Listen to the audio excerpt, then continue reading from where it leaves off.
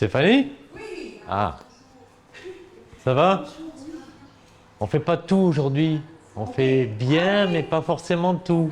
On a le droit de laisser des chambres sales, d'accord? Mais on s'applique, n'est-ce pas? Bruno Casaubon est directeur d'exploitation du Pacific Koné. La structure hôtelière comprend 35 appartements et embauche une vingtaine de salariés dans l'hôtellerie et la restauration.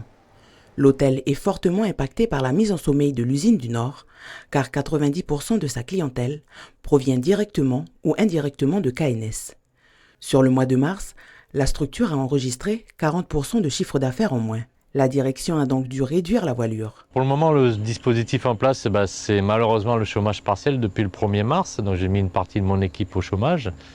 C'est pas facile parce qu'on n'a pas de visu en fait par rapport à la clientèle. La clientèle est encore là pour une certaine partie, une autre est partie, mais beaucoup de réservations de dernière minute, beaucoup d'annulations de dernière minute. Alors si la situation perdure, alors pour le moment on est au chômage partiel pour éviter les licenciements, hein, forcément. Donc la prochaine étape, malheureusement, ce sera les licenciements.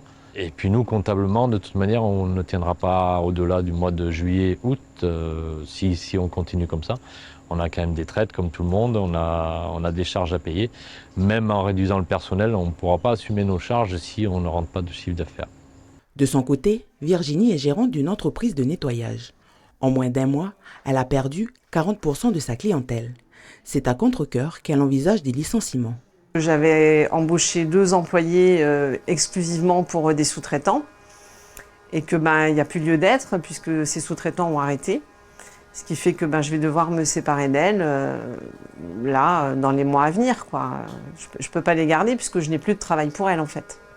Forcément on est dans l'inquiétude comme tout le monde. Après on essaye d'avoir un petit espoir, mais il faut trouver des solutions pour pouvoir se retourner et pouvoir avancer. Mais j'ai l'impression que tout le monde attend. En fait, c'est ça, c'est un petit peu le sentiment que j'ai. Voilà, tout le monde est dans l'attente. Les collectivités aussi sont directement impactées.